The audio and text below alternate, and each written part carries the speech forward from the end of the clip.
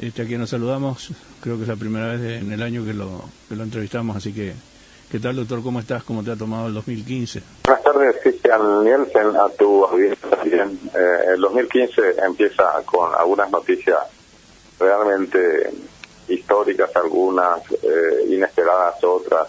Empezó por el cambio de ministro de Germán Rojas a Santiago Peña. Esa fue la primera noticia llamativa del año.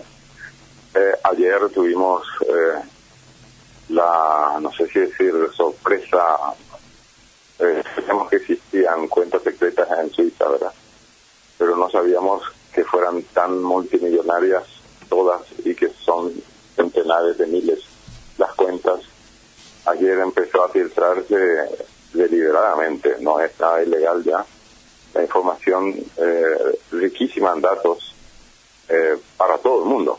Anteriormente las cuentas en Suiza dejaron de ser secretas, pero se podía lograr informaciones sobre cuentas particulares solamente a través de la intervención de los respectivos gobiernos y por las vías legales correspondientes. Hoy en día, con esa publicación que se ha hecho para todo el mundo, cualquier ciudadano en cualquier país puede tener información acerca de si sus políticos o militares o criminales tenían también cuentas secretas en Suiza. Ricardo, y justamente ese tema te quería consultar. ¿Bajo qué condiciones una cuenta bancaria en algún banco suizo se transforma en sospechosa o en sospechada de que ese dinero viene de manera ilegal por alguna de las formas? ¿En qué condiciones uno tiene una cuenta en Suiza y es prácticamente un delincuente? Y en las siguientes condiciones, el delincuente, que puede ser un criminal de 7 suelas, o sea, un mafioso de esos que matan a diestra y siniestra, como pueden ser grandes narcotraficantes o dictadores sanguinarios, por ejemplo, se acercan por indepósita persona a la sucursal de un banco X en Suiza. El caso más sonado hasta estas últimas horas es el del HSBC, sucursal suiza, que al parecer tenía depósitos del orden de 75.000 millones de euros, que son algo así como 85.000 millones de dólares, provenientes de delitos económicos o de crímenes de lesa humanidad. Entonces, no estamos hablando de pecata minuta, sino que realmente son pecados capitales. Es decir, realmente criminales cometiendo delitos de lesa humanidad se daban el gusto de tener cuentas privadas por centenares de miles de millones de dólares.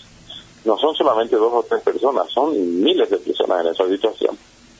Pero lo que más llama la atención son algunos gobiernos dictatoriales del África y algunos dictadores de América Latina. Es decir, hay mucha tela que cortar ahí, porque la información ni siquiera pudimos leerla en forma completa. Son miles y miles de cuentas que todavía no tienen un ordenamiento específico, o por lo menos yo no he encontrado que se pueda leer, por ejemplo, capítulo Paraguay, o por ejemplo, de la década de 1950 a 1959.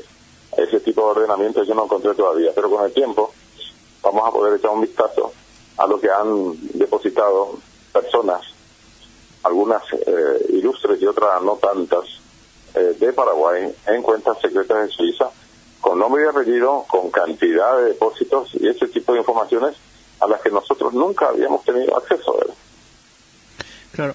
Ahora, por ejemplo, algo que yo nunca, me cuesta entender para llegar ahí, ¿verdad? ¿Quién es el agraviado? ¿Quién debe sentirse agraviado para ir a por esas cuentas en Suiza, seguir los canales correspondientes? Ahora, por lo visto, es mucho más fácil. ¿Quién es el agraviado? ¿Un Estado, una persona en particular, una institución? Personas jurídicas agraviadas pueden ser personas de derecho público, como los gobiernos o las instituciones multilaterales de asistencia humanitaria, por ejemplo, así como también ministerios de Hacienda de diversos países, porque no solamente es dinero sangriento de crímenes de lesa humanidad, sino que también hay un montón impresionante de sumas multimillonarias en concepto de evasión tributaria. Claro.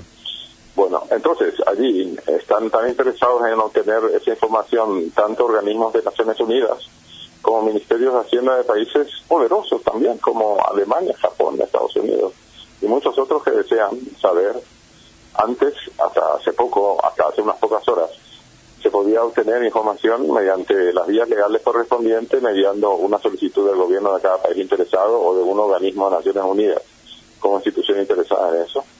Pero con estos Swiss links, se dice en inglés, es algo así como cuentas de Suiza.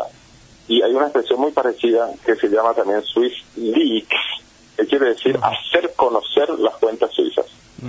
En ese contexto, todo el mundo termina, si no con rabia, por lo menos con una desesperación de que ni siquiera los gobiernos más poderosos del mundo y las instituciones más poderosas del mundo hayan podido hasta ahora echar mano a las cuentas secretas de Suiza.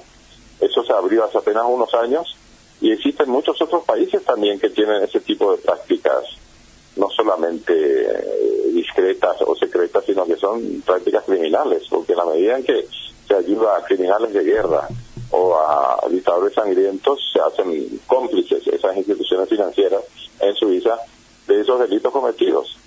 Por eso es que ahora todos los reflectores están orientados a ese banco HSBC, que hasta hace poco tenía también acá en Asunción una sucursal, cuyas siglas provienen de la denominación anterior de ese banco, HS, es Hong Kong y Shanghai, y BC Banking Corporation, ¿no? Ese fue, digamos, la forma jurídica con que se la conocía anteriormente. Hoy en día solamente se utilizan las siglas, ya no son solamente sucursales bancarias de Hong Kong y de Shanghái, sino de todo el mundo, y con sede en todos los países del mundo, en todas las capitales. Me parece que la mayor parte de la administración financiera del HSBC está en Londres, pero esta sucursal de Suiza, y es la campeona de los delitos en términos de cuentas secretas o cuentas fraudulentas. En el caso de Paraguay específicamente, el Ministerio de Hacienda, por ejemplo, o la Secretaría de Tributación, lo que puede hacer es cruzar datos históricos, es decir, bueno, Juan Pérez, que dijo que en el 2012 tuvo una facturación de 10 millones de dólares y debió haber abonado impuestos por qué sé yo, 2 millones de dólares, estoy inventando un caso, y de repente aparece con una cuenta en Suiza por 60 millones de dólares en menos de 3 años o de 10 años. Ese tipo de cruzamiento es el que va a hacer saltar seguramente muchas cosas. Sí, efectivamente, porque se va a poder comparar lo que dicen las declaraciones juradas locales con la cantidad de dinero que se transfería a Suiza en un periodo determinado, y hay que determinar cuál es el origen de ese dinero, si es la cuenta personal de fulano de tal o si es la cuenta de una empresa jurídica, ¿no? De una sociedad anónima o de una sociedad cualquiera de esas registradas en el Código Civil que está haciendo las transferencias a Suiza. Es decir, allí hay muchísimo trabajo por hacer, pero enseguida hay que poner también la advertencia de por medio, que si acá en Paraguay no se han podido restituir las tierras mal habidas en la época de la dictadura de Stroessner hasta ahora, y va a ser muy difícil que en cuestiones financieras el país tenga mejor desempeño. Lo más probable es que no se haga nada o casi nada. Claro, una cosa es lo que se puede hacer y otra es lo que en realidad en la práctica, en la realidad se va a hacer desde el Paraguay. Claro, porque si ni siquiera se puede combatir la evasión tributaria local, que tiene lugar casi diariamente y que casi representa la mitad de la recaudación potencial, si ni siquiera se está combatiendo efectivamente eso, ¿para qué ilusionarnos de lo que se pudo haber cometido en materia de evasión tributaria en décadas pasadas y en forma intercontinental? Claro. Es como mucho pedir a una sociedad como esta. Claro, y tampoco es tan fácil decir, bueno, este señor declaró 20 y acá tiene depositado 100, vengan los 80 o vengan los 100 porque eso es nuestro. No es tan fácil. No, porque hay que hacerlo legalmente también, ¿verdad? Eso lleva tiempo.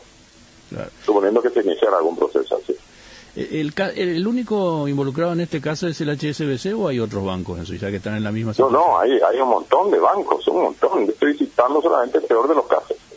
Estoy citando el peor de los casos porque están las redes sociales. Uno entra en cualquier página de cualquier diario europeo o norteamericano o londinense y se va a encontrar con informaciones extraordinariamente graves sobre el HSBC. Y después están los otros casos que son menos graves, ¿verdad?